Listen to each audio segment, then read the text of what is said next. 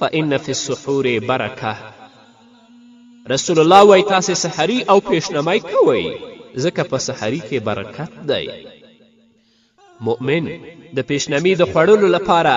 د سهار څخه مخکې بیدار وي، ویښ وي او د دې آداب چې د اودس، لمونځ او استغفار څخه عبارت دي ډیر ښه طریقه باندې هغه پر ځای راوړي او د سبا راختلو نه وروسته د مسجد په لور روانیږي او د سهار لمونځ ادا کوي او د سهار لمانځه له سنتو څخه هغه وروسته هغه مسنون اذکار کوي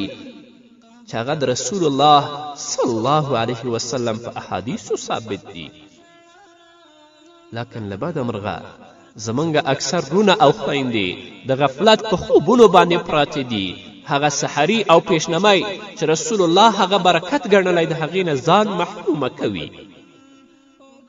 او که راپاڅي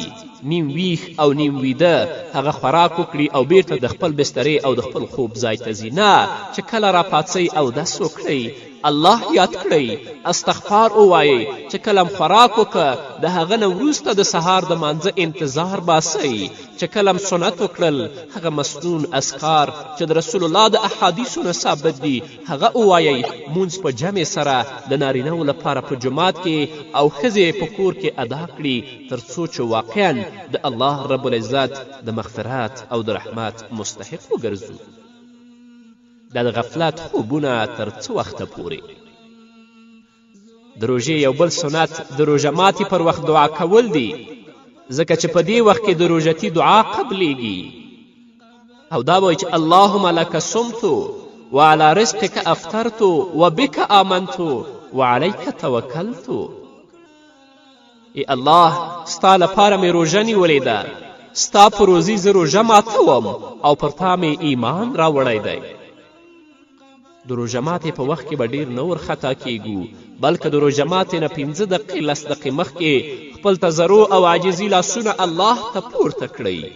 او د الله رب العزت نه خپل د ګناهونو بخښنه وغواړئ او د راتلونکي لپاره د نیک اعمال توفیق ځان لپاره د خپل کورنۍ لپاره د الله نه وغواړئ. هیله ده چې الله رب العزت زموږ دعاګانې قبولې کړي. خو زموږ نه په اکثرو وختونو کې هغه دعاګانې هیرې دي، بلکې دا انتظار باسو چې کله اذان کیږي او د هغه خوراک نه موږ استفاده وکړو. د روژې بل سنت د تراویح لمونځ دی چې مسلمانان د ماسخوتن د لمانځه څخه وروسته په جمع سره ادا کوي، چې په دې کې ذکر د الله رب العزت د کلام تلاوت، رکوع، سجده او د الله له طرف نه انابت پر ځای راوړي.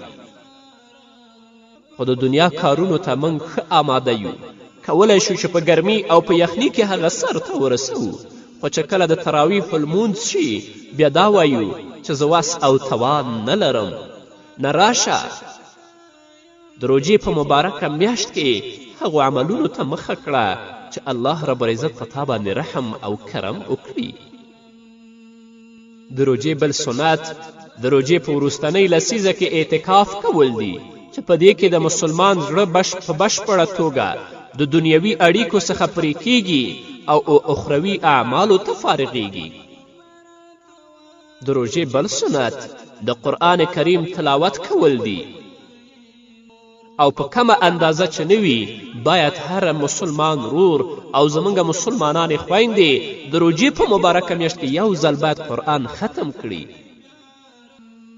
د قرآن کریم د تلاوت سربیره باید د قرآن کریم تعلیم او د قرآن کریم تفسیر هم په دې میاشت کې هیر نه کړو،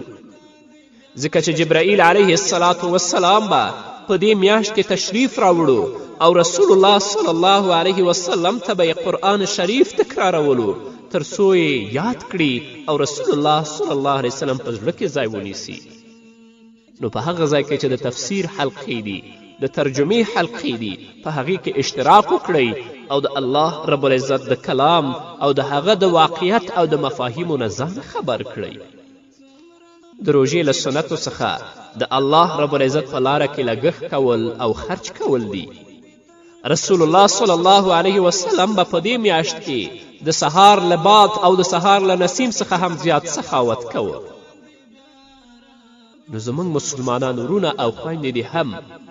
په دې مبارکه میاشت کې نفلي صدقاتو ته مخه کړي تر څو چې الله په موږ باندې رحم وکړي.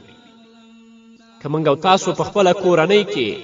ځان لپاره، د خپل اولادونو لپاره او د خپلو بچیانو لپاره